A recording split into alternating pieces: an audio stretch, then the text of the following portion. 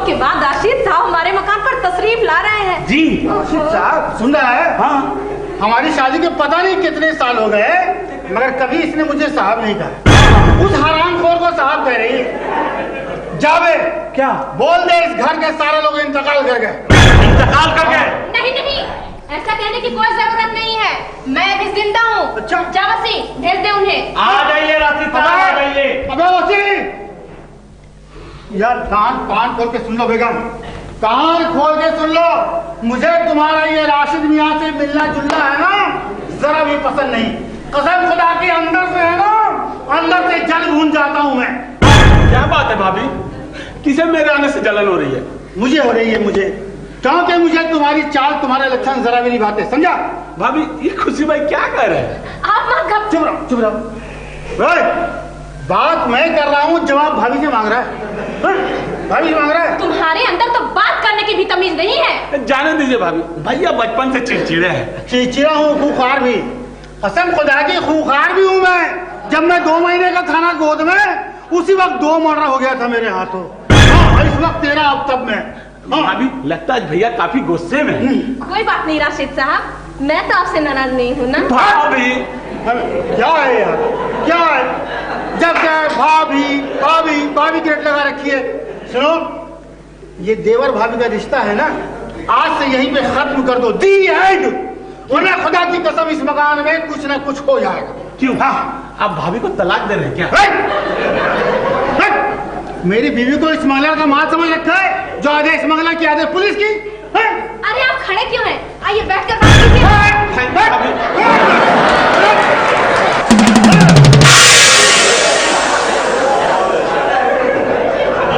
बैठकर बात कीजिए ना, क्या बैठकर बात कीजिए ना? ये क्या किसी चोर या पुलिस के दलाल का मकान है जो बैठकर बात कीजिए ना राशिद साहब? हुजूर, बाहर में बहुत सारे कुत्ते भौंक रहे हैं। देख, अंदर भी भौंक रहा वसी। तू बाहर वाले को देख, मैं अंदर वाले को देखता हूँ।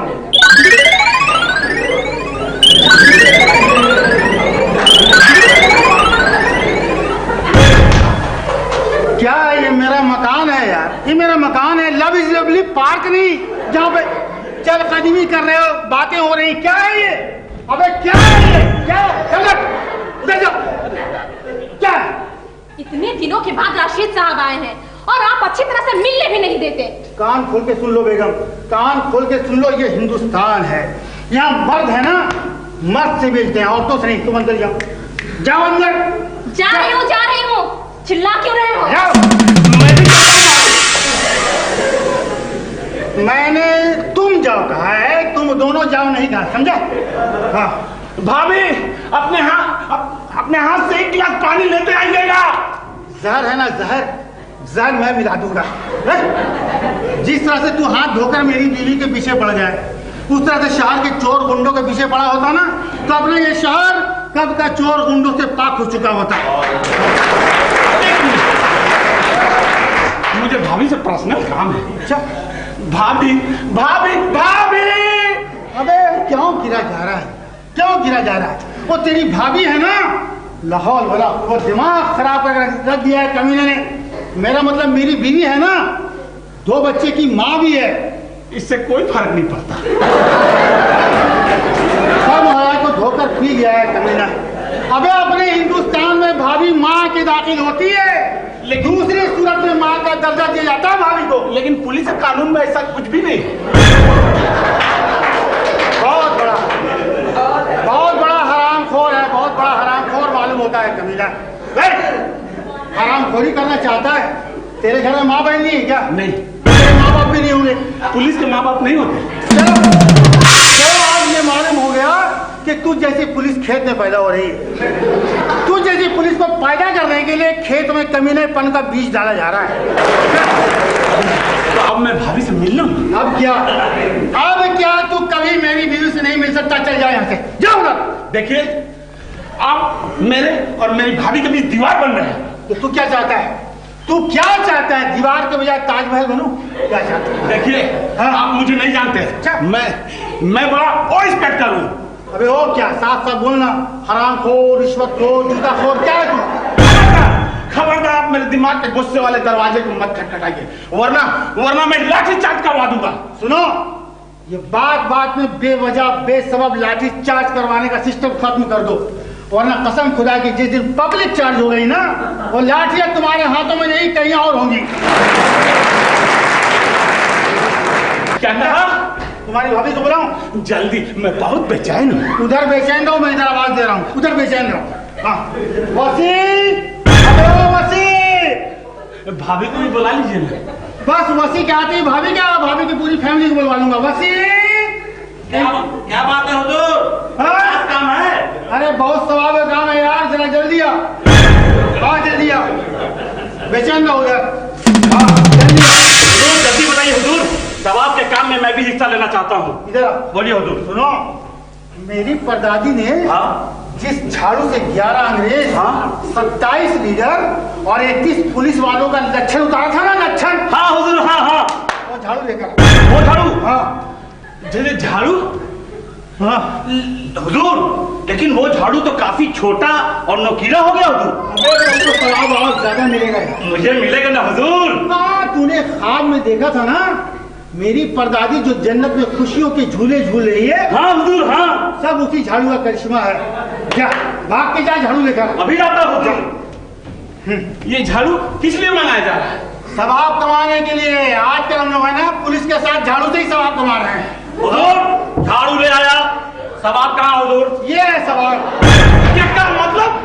वसीम, हाँ मेरी परदादी कहा करती थी, हाँ। ऐसे हरामखोर पुलिस को एक झाड़ू मारने से 2 गुना माफ हो जाते हैं। हाँ। अल्लाह माफ कर देता है। हुजूर मुझसे जाने में हजारों, अनजानों में सैकड़ों गुना हो चुके हुजूर। मैं तो देखता क्या है, 1000 गुना माफ कराने के लिए 500, हाँ और 100 गुना माफ कराने के लिए 50 झाड़ू तुझे इस हरामखोर को मारने होंगे। मारूंगा। देखिए ये प्लानिंग बहुत बुरा है। मारूंगा हुजूर, मारूंगा। हाँ लेकिन मुझे आपसे शिकायत है हुजूर। वो क्या? आपने मुझे पहले क्यों नहीं बताया? हाँ? ये साहब तो काफी दिनों से बेगम साहबा से मिलने के लिए आ रहे हैं। अच्छा, अब तक तो मैं अपने सारे गुनाह माफ करवा के 2-4 झाड़ू बतौर एडवांस रख लेता, वो क्यों यार? बाद में गुनाह करने के लिए हुजूर। ओ, आपसे भी कुछ नहीं बिगड़ा, चल शुरू हो जाए। देखिए ये प्लानिंग बहुत बुरा है। सुना, मैं पुलिस और वर्दी में हूँ। अल्लाह, ऐ अल्लाह, मेरे हाथों को इतनी ताकत दे अल्लाह कि मैं अपने सारे गुनाह माफ करवा लूं। बिस्मिल्लाह कह के शुरू कर वसीम, बिस्मिल्लाह कह के, अल्लाह बरकत देगा। और बिस्मिल्लाहिर्रहमानिर्रहीम। खुदा की कसम, अगर एक भी झाड़ू लगा तो मैं तुम लोगों को काला पानी फेंक दूंगा। मुझे माफ करना मेरे गुनाह बख्शवाने वाले आका।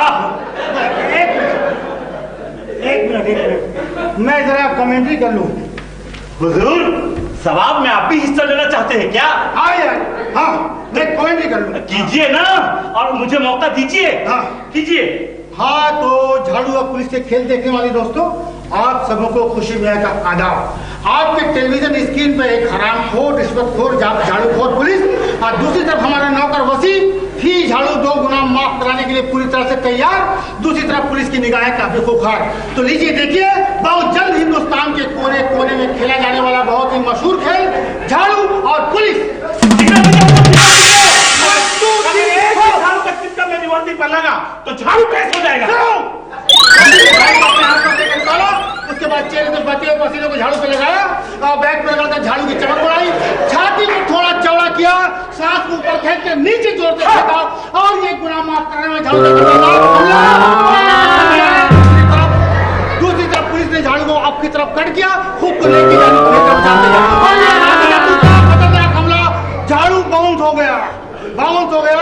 इंस्पेक्टर राशिद के बालों को चूमकर मुस्कुराते हुए आगे। आपने मुझे पहचाना नहीं, मैं बहुत कमीना पुलिस हूँ। पहचानता नहीं ना, तो ये खेल नहीं शुरू करवाता मैं। हाँ तो झाड़ू और पुलिस से खेल देखने वाले दोस्तों, आज का ये खेल देखकर ऐसा लग रहा है जैसे दोनों प्लेयर अपने अपने फन में पूरी तरह से माहिर है। हमारा नौकर वसीम झाड़ू के मामले में 1 नंबर का झाड़ू लड़ है, और दूसरी तरफ पुलिस भी कई जगहों में झाड़ू का सामना कर चुकी है, इसीलिए अभी तक एक भी झाड़ू छू नहीं पाया। एक बार फिर वसी ने बॉडी को पीटी के सारे फिट किया, 4 कदम पीछे जाकर 4 कदम झाड़ू इंस्पेक्टर राशिद के पांव को चुप कर मुस्कुराते हुए आगे। दूसरी तरफ पुलिस किसी भी जगह सकी भागते पुलिस कमरे के अंदर चली गई है। आप मत घबराइए हुजूर। हाँ बेगम साहबा को कुछ नहीं होगा। अच्छा मैं हूं ना। ओ हाँ मैं हूं। हमारा नौकर वसी भी कमरे के अंदर छलांग लगाने में कामयाब।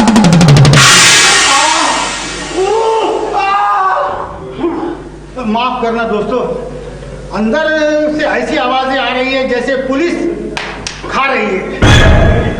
बाप रे बाप, अंदर में कुछ ज्यादा ही रफ गेम खेला जा रहा है, इसलिए मैं वीडियो कैमरे को अंदर नहीं ले आ सकता भाई। खुदा की कसम मैं तुझे नहीं छोड़ूंगा। अरे पहले मैं तुझे छोड़ूंगा तब ना मैं एक फड़ू जरूर मारूंगा। तू कब तक बचता रहेगा, मैं मारूंगा तुझे। अरे बाप रे बाप, ये आवाज सुनकर खुशी मियाँ को काफी खुशी हुई, क्योंकि आज तक पुलिस के हाथों जनता ही बाप रे बाप बोलते आई है, लेकिन आज पहली बार पुलिस के बाप रे बाप सुनकर मजा आ गया। खुदा की कसम अगर आप लोग इस तरह के खेल खेलेंगे ना तो मेरा दावा है आप लोग कभी बाप रे बाप नहीं बोलेंगे, हमेशा पुलिस ही बोलेगी।